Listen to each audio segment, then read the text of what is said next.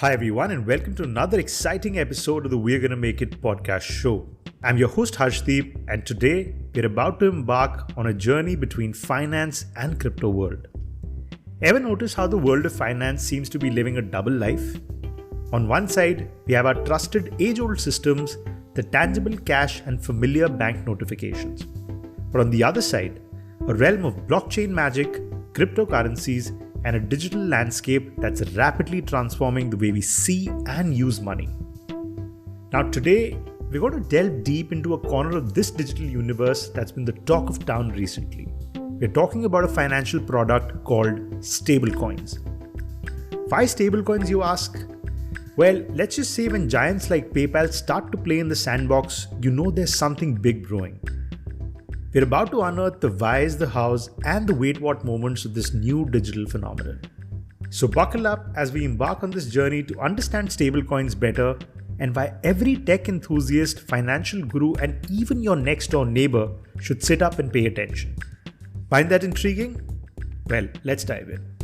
First, picture this. You're standing at a cafe deciding between paying for your coffee with fiat money or cryptocurrencies. However, with the unpredictable nature of cryptocurrencies like Bitcoin, your coffee could be costing $1 today but $5 tomorrow. And this is where stablecoins enter. To start with, what exactly is stablecoins? Well, at their core, stablecoins aim to offer the best of both worlds, the stability of fiat money and the borderless, decentralized nature of cryptocurrencies. They're essentially cryptocurrencies pegged to a stable asset like the US dollar, with Tether USD being a shining example. However, with the global economy's expanding reach, there are stablecoins now representing a myriad of other currencies, from British pound to the Brazilian real. Now, why do we need stablecoins? Well, imagine you're paying for your $500,000 dream house with Bitcoin. With its price constantly fluctuating, would you be willing to take the risk of potentially paying a lot more or maybe even less, depending on the market swings? I guess probably not. This kind of volatility hampers the economic activity in today's world. People tend to hold on to assets expected to increase in value and quickly spend those which decline. Plus, merchants would be apprehensive about accepting a currency whose value might plummet before they can even convert it into the desired denomination. And if you look at the traditional fiat currencies, they have their own set of challenges. Banks are controlling your money, accounts are freezing, there's international transfer fees, and the ever-looming threat of hyperinflation in certain countries. This is where stablecoins shine, offering a stable yet decentralized currency option that fits snugly within our global economy. Now, how do these stablecoins maintain their stability?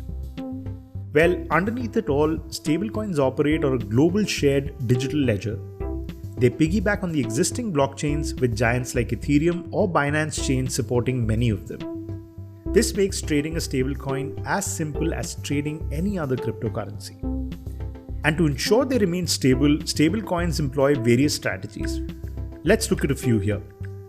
The first one is fiat collateral based, where a fiat currency backs every token. It's like having a dollar in the bank for every stablecoin out there. The second one is crypto collateral based, where other cryptocurrencies like Ether back the stablecoin, but with mechanisms to ensure value stability. The third one is algorithmic based, which uses algorithms to automatically adjust the stablecoin supply based on its demand. And the fourth one, which is the most emerging one yet, is the central bank digital currencies. Talking about CBDCs, they're a new kid on the block now. Gaining traction worldwide, they're essentially the digital versions of a country's fiat currency introduced by respective central banks. The concept is borrowed from stablecoins, but with a little bit of a twist. While stablecoins offer full transparency over their supply, CBDCs might not. There's no cap on the supply, much like traditional fiat counterparts, and we all know what happens when you can print unlimited money. No pointing fingers here. Anyway, coming back to the topic, let's explore these in much more detail. So starting with fiat collateral-based stablecoins, these stablecoins are tokens on the blockchain that represent actual fiat currency in a company's bank account. Think of Tether here. For every Tether out there, there's supposedly a US dollar sitting in a bank. And it's not just about fiat, even commodities like gold or silver have been tokenized. You might recognize names like Gemini, Paxos, or Digix in this category. What are the potential upsides here? Well, they're reliable given they're backed by tangible assets. They have high liquidity and can be swapped out for most real-world counterparts without much hassle. And the model is scalable. It's really easy to replicate. But there's a flip side here. You need to place a high level of trust in the issuing company, and there are already concerns about transparency of deposits. And finally, let's not forget how the changing tides of financial regulation could potentially freeze assets in this case. Shifting gears, we have the crypto collateral-based stablecoins, and instead of being backed by fiat or other tangible assets, these stablecoins are backed by crypto assets. A prominent player here is DAI by MakerDAO, and the entire premise is to use smart contracts for stability. No more reliance on human touch or traditional financial systems. The pros for these are that they're crypto native and hence no ties to the traditional financial world. Everything is transparent, all transactions are there visible on the blockchain. And the governance, it's decentralized, so it's not controlled by any one company. There's cons too. Being new means there's a risk of potential bugs, there's a risk of over-collateralizing which can be costly, and there's always risk of sudden catastrophic price collapse that could upset the entire balance. Next on the list are algorithmic-based stablecoins, and you can think of them as central bank model but running on autopilot with smart contracts. There's no collateral here. The value is derived from faith that the algorithm can keep things stable. It's pretty experimental and not without its issues, but it's a fascinating approach. Pros for this one would be it's a solid concept with similar mechanisms working in the traditional economy. Again, it's crypto native, so it's completely detached from the traditional financial systems, and unsurprisingly, it is transparent again. But the downsides for this one are to do with risk of smart contract bugs, the uncertainty of deliberate attacks, and the legality issue where we've already seen projects face regulatory concerns like bases. Moving on, things get interesting with CBDCs or central bank digital currencies. With crypto becoming a big deal, governments naturally want in. These aren't exactly cryptocurrencies or stablecoins, but kind of a hybrid. Some pilots have been initiated, especially by the PBOC in China. CBDCs are a mix of Bitcoin and fiat currency, leveraging the efficacy of blockchain. But, and this is crucial, governments are likely to maintain a tight grip on these. Expect permission networks unlike the open nature of Bitcoin. While CBDCs develop, stablecoins are bridging the fiat crypto gap, and the supply of stablecoins jumped massively in 2020. Their stability paves the way for more financial complex instruments, from loans to derivatives. This sets the stage for DeFi or decentralized finance to rise, powered partly by stablecoins. We've extensively covered this topic in a lot of our previous episodes. It's clear that stablecoins are playing a pivotal role in the crypto landscape. They are a bridge between the traditional and the digital, and as the world shifts more into the digital realm, their importance is only going to grow.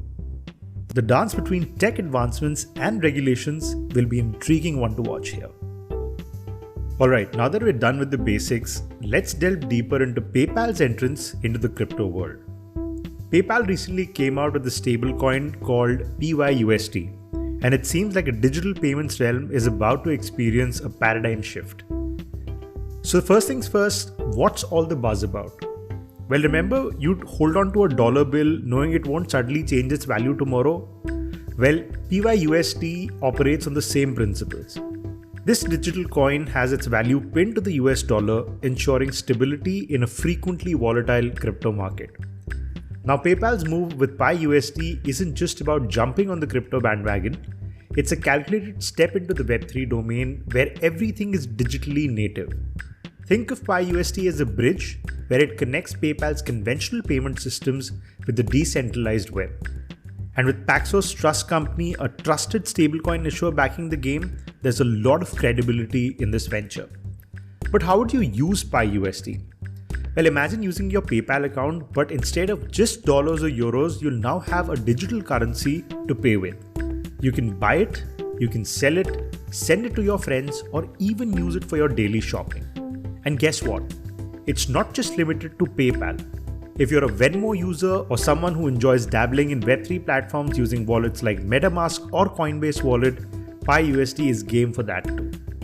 However, just a heads up, every time you make a transaction with PYUSD, there's a fee attached to it.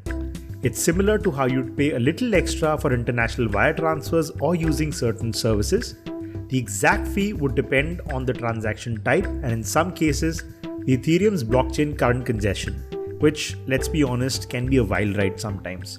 A lot of the people who traded NFTs would know what Ethereum really costs. Anyway, moving on, why should we care about PYUSD? Think about the global influence of PayPal now, with hundreds of millions of users and merchants all across the globe. With PYUSD, PayPal isn't just introducing a new product, it's reshaping how payments work in the digital-first world. And the benefits? Well, we're talking about speedy transactions, reduced costs, and a host of Web3 opportunities that can open doors to rewards, governance, and much, much more. And for all the tech-savvy developers out there, PYUSD offers unprecedented reach, tapping into the vast audience while riding on the trust of PayPal that has been established over the years. Now let's address the elephant in the room. What's in it for PayPal here? Well, this is where it gets interesting. With PYUSD, every dollar you hold is essentially making money for PayPal. Here's how. Behind the scenes, the funds backing PYUSD earn interest, primarily from short-dated US treasuries that currently yield a neat 5%. And the cherry on top? Well, PayPal keeps that yield. For users, it might seem like a one-way street, especially when you realize the funds are parked in your PayPal account don't earn you interest. However, from PayPal's perspective, this venture could be golden. The allure of stablecoins might entice users to maintain larger PYUSD balances, generating more interest for PayPal. Moreover, if merchants and service providers start accepting PYUSD directly, fewer users might convert their PYUSD back into regular currency. This ensures more funds remain with PayPal, continuously earning interest. So to sum it up, with rising significance of interest rates, PayPal's PYUSD might be more than just a foray into the crypto space. It could signify a strategic shift in revenue generation, leveraging user funds for maximum benefits. Alright listeners, we're coming to the end of this thrilling deep dive in PayPal's grand entry into stablecoins with PYUSD. But before we sign off, let's just take a moment to soak in the gravity of this move. We are standing at the crossroads of financial evolution, with one foot firmly planted in the established systems of today and the other stepping boldly into the Web3 universe of tomorrow. PayPal's PYUSD isn't just another digital coin, it's a herald of a new era. An era where digital and physical worlds seamlessly intertwine, offering faster transactions, reduced costs, and a galaxy of new opportunities right at our fingertips. Think about it. A global payment titan with the reach and might of PayPal has fully embraced the decentralized ethos of blockchain, and it's an endorsement that will echo throughout the world of digital commerce. For all the Web3 enthusiasts and tech visionaries out there, this is your moment. The tools and platforms are aligning, making Web3 ecosystem richer, more accessible, and bursting with potential. So whether you're a seasoned crypto trader, a curious tech enthusiast, or just someone beginning to unravel the mysteries of the digital domain, know this. The landscape of online payments and Web3 integrations has just shifted dramatically, and we are here to witness and navigate these transformative currents together. That's it for today's episode, folks, but trust me, the digital world is evolving at lightning speeds, and there's always more to discuss, more to explore, and more to be thrilled about. Make sure you tune in next time as we continue our journey through this fascinating world of emerging tech. Until then, stay curious, stay informed, and always remember, we're gonna make it. Goodbye.